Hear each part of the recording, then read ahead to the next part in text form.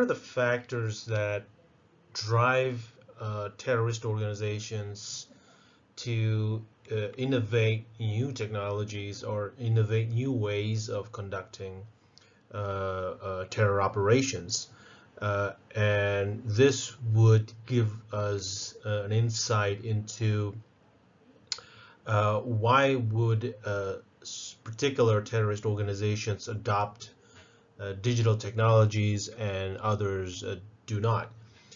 So first of all, the factor that would drive terrorist organizations to innovate in their terror operations would be organizational imperatives and availability of technological innovations that lead to adoption of digital technology. So organizational imperatives is important.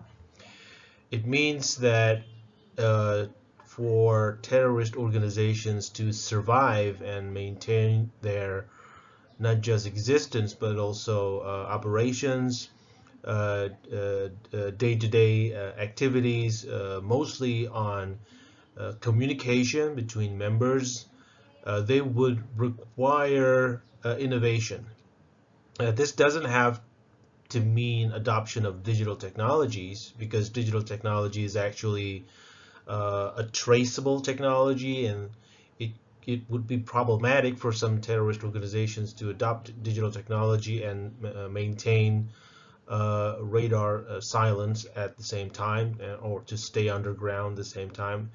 So innovations would actually include non-digital technologies, non-traceable ways of communications. But there are alternative ways in the digital realm where terrorist organizations could innovate new ways of untraceable communications. They could produce their own applications that are not available in common places where people get applications like Play Store. They could create their own algorithmic and codings that would facilitate discrete communications. And finally, they can create their own encryption and de-encryption methods that are not available for people outside their known associates. And so there are ways to innovate in the digital realm that are untraceable. The stronger the urgency of the organization to survive in the midst of stronger control by the government in the digital realm, the stronger the drive for terrorist organizations to innovate in and adopt digital technologies. And then there are ideological imperatives that drive innovations at the cost of renegotiating doctrines. So digital technologies would lead to adoption of attacks or activities that would renegotiate doctrines. There are organizations that value hierarchy highly, and that would mean that there are revered leaders at the top of the hierarchy that would direct all the movements, but in the digital era, that would not be that is counterproductive. So terrorist organizations that adopt digital technologies in their arsenals would actually have to decentralize their hierarchy and renegotiate their doctrines. And then there is an enemy imperatives that drive innovations to produce disruption. So what's meant by enemy imperative here is the forces of counterterrorism that tries to maintain a stranglehold over the digital realm and directly targeting the terrorist organization. So the stronger the pursuit of counterterrorism towards particular terrorist organizations or designated terrorist organizations in cyberspace, the stronger the need to drive for innovations. But I would say that this is not the counterterrorism that I meant was not just in cyberspace, but also outside of cyberspace in the physical realm. So the stronger the push of counterterrorism to eradicate terrorist organizations, the stronger the drive of these terrorist organizations to actually find ways to survive, to metamorphosize into other forms of networks and transform into other activities. Leadership imperative is also very important. The stronger the drive from the leaders of terrorist organizations to innovate, the stronger the drive for terrorist organizations to adopt digital technologies. And if we specifically talk about cyber terrorism, cyber terrorists must have in-depth knowledge.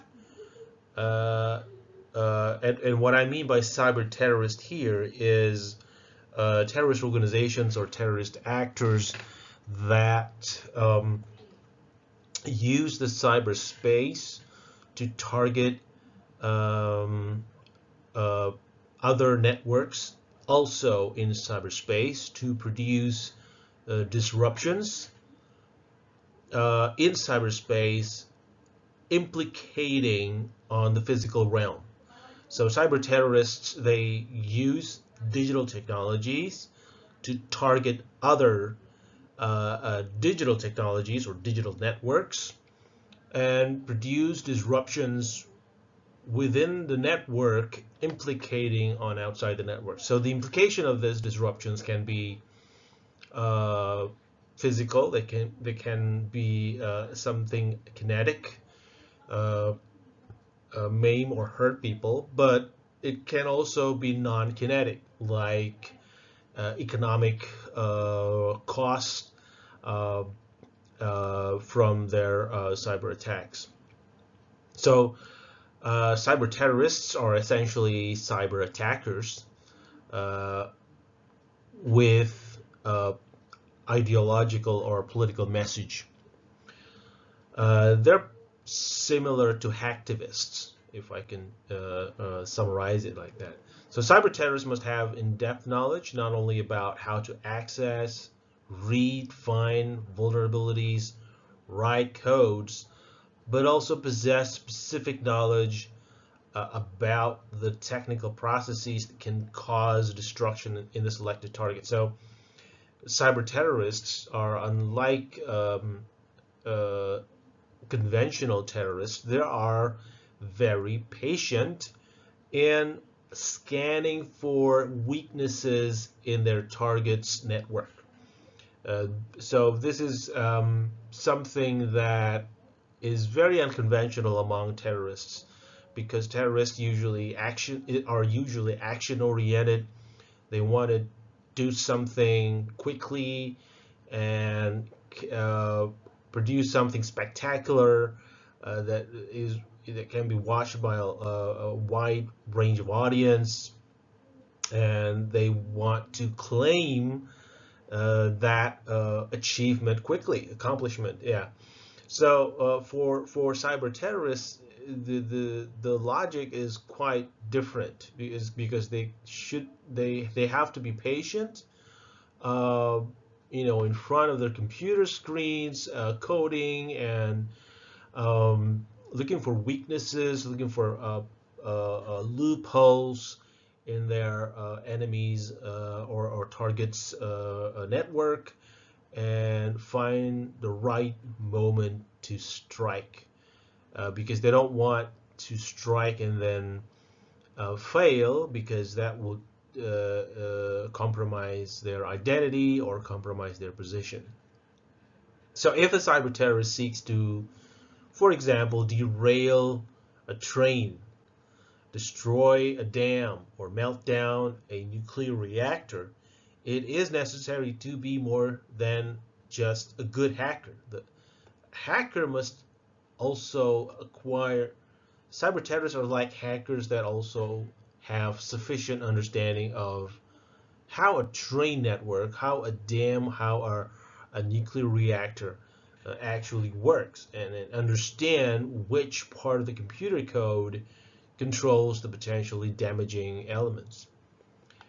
At the same time, cyber terrorists must be careful not to get caught in the planning phase, while also ensuring that no manual override functions are enabled on the side of the receiver, preventing the malicious code from having the desired effect. So a lot of technological capability is required for a cyber terrorist to actually operate. It is probably one of the reasons why we haven't seen an explicitly cyber terrorist operation taking place.